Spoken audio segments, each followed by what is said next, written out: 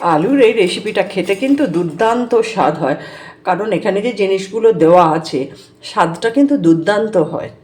একবার হলেও বাড়িতে বানিয়ে দেখবেন। নমস্কার বন্ধুরা, সংসারের রীতিকথায় সবাইকে স্বাগত জানিয়ে আমি তনুশ্রী চলে এসেছি নতুন একটা রেসিপি নিয়ে। অনেক সময় দেখবেন এরকম হয় যে একটু জ্বর সর্দি কাশি হয়েছে, মুখে তেমন একটা রুচি নেই।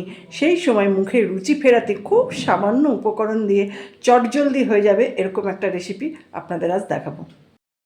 তাহলে চলুন সঙ্গে থাকুন, দেখতে থাকুন, আর দেরি না করে মূল রেসিপিতে চলে যাই। এই রেসিপিটা একবার যদি খান, ছোট বড় সবাই কিন্তু খুব ভালোবেসে খাবে, আর এত সুন্দর খেতে হয়, একবার যদি না খান বুঝতে পারবেন না। এই রেসিপির কিন্তু মূল উপকরণ হচ্ছে আলু। এই যে এখানে আমি 5টা আলু নিয়েছি। এবার এই আলুগুলো আমি খোসা ছাড়িয়ে কেটে নেব। কীরকমভাবে কাটছি সেটা আমি দেখাচ্ছি। আলুগুলো তো আমি কেটে নিয়েছি, এই যে এরকম লম্বা লম্বা করে কেটেছি। এইভাবেই কিন্তু আলুগুলো কাটলে ভালো লাগবে, সেই জন্য আমি এরকমভাবে কেটেছি, আর আলুগুলো ধুয়েও নিয়েছি। এবার আমি যে আলুগুলো কেটে ধুয়ে রাখলাম ওগুলো একটু সেদ্ধ করে নেবো বলে একটা প্রেশার কুকারে একটু জল দিয়েছি। এবার আলুগুলো দিয়ে দিলাম। আলুগুলো দিয়ে একটা সিটি বাজিয়ে নেব। প্রেশার কুকারের ঢাকনাটা তো বন্ধ করে দিয়েছি। এবার আমি একটা সিটি বাজিয়ে নেব। আলুগুলো সেদ্ধ হয়ে যাওয়ার পর আপনাদের দেখাচ্ছি। এখানে আমি একটা টমেটো টুকরো করে নিয়েছি, আর কয়েক টুকরো আদা নিয়েছি, আর ধনে পাতা নিয়েছি। ধনে পাতাটা একটু বেশি লাগবে, আর 2টো কাঁচা লঙ্কা। এবার এগুলো আমি একটা মিক্সিং জারে নিয়ে নেব, তারপর একটা পেস্ট বানিয়ে নেব। টমেটো, ধনে পাতা, কাঁচা লঙ্কা, আদা সব কিছু দিয়ে আমি একটা পেস্ট বানিয়ে নেব। পেস্টটা তো বানানো হয়ে গেছে। এবার আমি পেস্টটা একটা বাটিতে ঢেলে নেব। এখানে আমি একটা কড়াই বসিয়ে দিয়েছি, আর কড়াইয়ে দিয়ে দিলাম সর্ষের তেল। 2 চামচ সর্ষের তেল দিলাম। এবার আমি এই তেলের মধ্যে দিয়ে দিলাম 1 চামচ গোটা জিরে, সাদা জিরে, আর দিয়ে দিলাম একটা শুকনো লঙ্কা। এবার ফোড়নটা একটু ভালো করে ভেজে নিলাম। এবার আমি যে পেস্টটা বানিয়ে রেখেছিলাম টমেটো, ধনেপাতা, কাঁচা লঙ্কা, আদা, সেই পেস্টটা দিয়ে দিলাম। পেস্টটা দিয়ে ভালো করে একটু তেলের সাথে কষিয়ে নেব।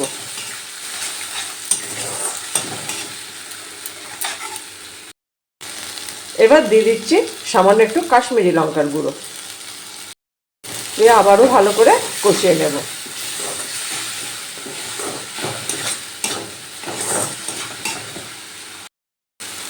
এবার আমি দিয়ে দিচ্ছি টক দই। 2 চামচ টক দই আমি ফেটিয়ে রেখেছিলাম, সেটা দিয়ে দিলাম। গ্যাসের ফ্লেমটা কিন্তু এখন কমানো আছে। এবার ভালো করে কষিয়ে নেব। টক দই কিন্তু রান্নাতে ব্যবহার করার সময় গ্যাসের ফ্লেমটা কমিয়েই দিতে হয়, না হলে কিন্তু জমাট বেঁধে যাবে।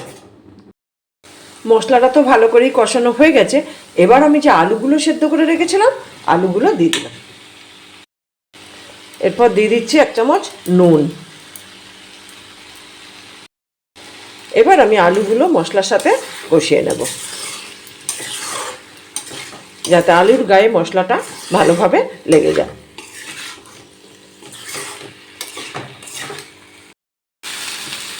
এবার আমি দিয়ে দিচ্ছি সামান্য একটু জল। ওই মিক্সিং জারটা ধুয়ে একটুখানি জল, কারণ এটা একটু শুকনো শুকনো হয়, এটা কিন্তু জলের বেশি দরকার নেই। এরপর আমি দিয়ে দিলাম 1/2 চামচ চিনি, কারণ যেহেতু টক দইটা দেওয়া আছে ওই জন্য আমি 1/2 চামচ চিনি দিলাম। এবার আমি ওপর থেকে দিয়ে দিচ্ছি আর একটু ধনে পাতা কুচি। এবার আমি একটু কাসুরি মেথি ওপর থেকে এরকম ছড়িয়ে দিলাম। এবার একটা গোটা কাঁচা লঙ্কা দিয়ে দিচ্ছি। একদম রেডি হয়ে গেল। এবার আমি অফ করে দিয়ে দেখাচ্ছি। একদম রেডি হয়ে গেল ধনিয়া আলু। এইভাবে ধনেপাতা বাটা দিয়ে একবার আলু রান্না করে দেখবেন, এত সুন্দর টেস্ট হয়, একবার না খেলে বুঝতে পারবেন না।